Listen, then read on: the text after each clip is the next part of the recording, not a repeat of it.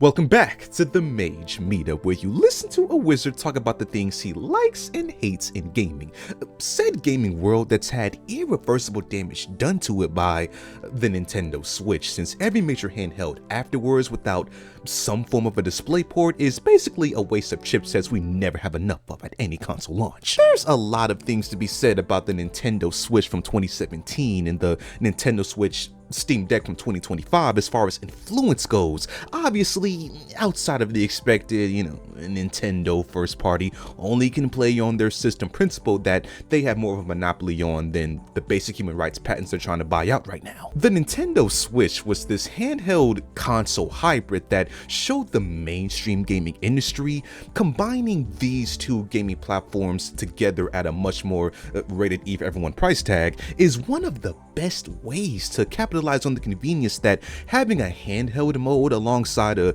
docked monitor one can bring to consumers who are just tired of switching out plugs for all the consoles they have at their setup at one given time. Like the handheld docked mode split screen combo is probably one of, if not my favorite game industry trend of the last decade that has been popular because it's just completely changed the way that I view any mini systems that I'm looking to buy, because I just have so much usage and even some complaints with both sides of these devices and how you use them. I mean, this is the Mage Meetup, things I like and I don't like. What do you know? But as much as both options serve their respective purposes to me in my gaming lifestyle and are honestly like 3D World and Bowser's Fury packing, you just can't really have one without the other, just for shits and giggles, why shouldn't I try to compare the two and figure out what my definitive favorite method of playing more contemporary handhelds is, as it's basically given out in its own damn name. Playing handheld mode, okay. This is obviously the most vanilla and most intended experience that you're supposed to get out of any handheld that you decide to go out and purchase. I mean, unless you buy like a Steam Deck or an Asus ROG Ally to act as a traveling computer, not the worst idea. Handhelds are so versatile, but I'm willing to bet everything at the casino from Mario 64 DS that any handheld that you set aside money to buy, you're doing so with the intention to at least, fulfill the aspiration of looking like the folks in the stock videos of every handheld's trailer. You want to use this at your couch, you want to use this outside, you want to use it at your setup. It's just so much more convenient to play anywhere that you possibly can, because for one, you have a smaller screen which is easier to play on for like most games since you have a better area of field of looking at the entire screen. It's much more portable than the average console or gaming laptop that reaches 1,000 degrees in the summertime too easily, but with how big these handhelds are right now and how big they're probably going to get, you still are probably going to need like a carrying case of some kind, like a special type of device holder to lug these things around everywhere that you go if that's your thing. But you could just settle for the same damn backpack you use for basically every other traveling kit of yours and just take that shit with you. In short, man, handhelds, they just breed convenience. I can't tell you how many times that I just don't want to sit up right here on my desk and play a video game or look at my TV over here and just sit in the bed and just play Pokemon all day on my days off and just go on about doing that instead of trying to figure out how I'm going to sit in this chair and put my blanket around me and still be able to stretch my legs out when I can just do that in my bed and play on my handheld.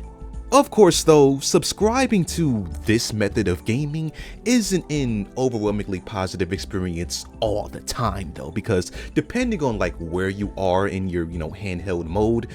holding this device for a long period of time can just be really strenuous on your back and on your hands. Like you might be hunched over, sitting at a table. Maybe if you sit, like I said, on the bed and you try to look back and hold it up, you get a good exercise on your arms. To achieve optimal positioning, you're probably going to need the aid of a third-party piece of furniture around you, like an adjustable like arm stand or something, so your arms will get a freaking Wii U fitness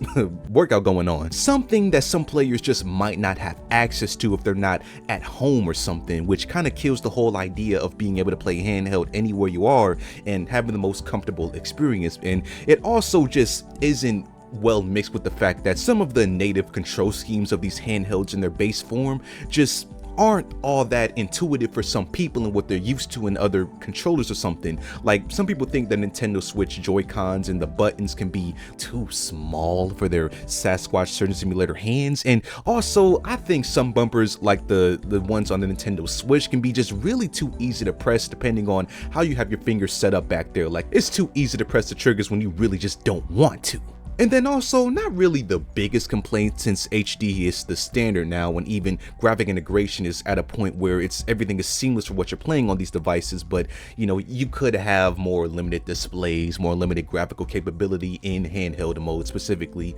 so that can be a thing depending on what handheld you're using, but I think that's more of a minor thing to, you know, have as a complaint, since more of these systems are boasting price tags that compete literally with gaming PCs and shit now, so that better not be a freaking problem going forward. But those are my gripes with playing handheld mode, but with every gripe comes with a solution, and the solution to handheld mode hypothetically would be the docked mode, where you can play on your TV or any monitor display that you have equipped at that current moment in time. And docked mode can just be an overall much more comfortable experience for the players who grew up playing more like traditional consoles for most of their life, whether it's on a monitor like a PC monitor or just on a big ass flat screen TV that you just have a bigger display, giving these games their much more deserved cinematic look. And again, depending on your setup, you usually have much more aerial space around you to move about in like one given place to oversell that jump scare you might get while playing Outlast. You know, you can just bounce back real fast. And with that space, you usually have much more room for your arms to move around about, so you can use a traditional controller and actually like play games the same way you would with any other title. And I mean, shit, most of the handhelds out right now are PC based, so practically any controller that you have on hand is guaranteed to work with your handheld device. That is, of course, unless you're using, you know, Nintendo stuff, to which you got to pay the Nintendo tax of at least buying a third-party freaking Power A controller and wrist stick drift. But that freedom just means so much more to players who look to play in docked mode, because you obviously have, you know, more sound option than the base output of just the handheld, which, don't get me wrong, they sound amazing, but if you have like a sound bar or a home theater setup, that just makes the games even much more better. Of course, more capable screen usually means it's a chance for the resolution to shine on the output of, you know, the handhelds in docked mode, usually with the aid of like artificial upscaling and whatnot, which can be a drag depending on the system. But again, bigger screen, bigger resolution, who's not gonna like take that any day? The only thing about playing docked mode on these handhelds is the fact that you're basically locked into every issue that you have when playing traditional console that you try to escape when buying a freaking handheld. Like the fact that relatively you have no privacy, obviously outside of, you know, just in your room or whatever, but you know, if anyone walks by you on the GTA loading screen and you see the GTA girl, you're gonna have to explain that shit. Like I alluded to earlier, you got these cable setups that can be really tedious at times and just awkward with these docking stations that you gotta pull the compartment out and plug in and plug out. Like, it can be really hectic. Not to mention, man, you're basically locked into really one place of playing this game when you play it on docked mode, which is the setup that you're currently at, which of course you could just pick up the handheld and just go to the bathroom with it and, you know, continue your game. But if you're really locked into just docked mode and that's your main thing, then you're setting limitations on yourself that I just don't really think are necessary for handheld devices, which is why, if you couldn't already tell, my preferred method of playing after speaking about it for so long is just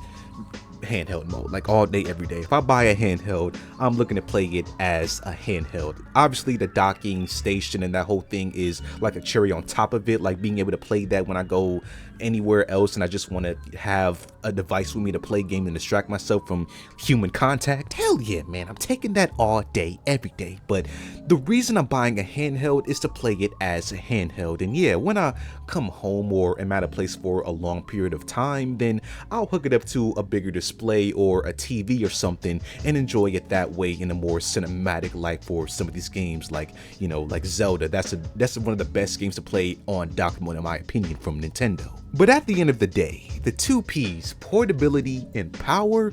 are king over basically anything else in, you know, my gaming lifestyle as an adult, where I might not have the most time to put on, you know, sitting down and playing a game. So just being able to pick up one and just go on about my day and even bring the game with me if I want to, that is the best option to have as a gamer in modern times.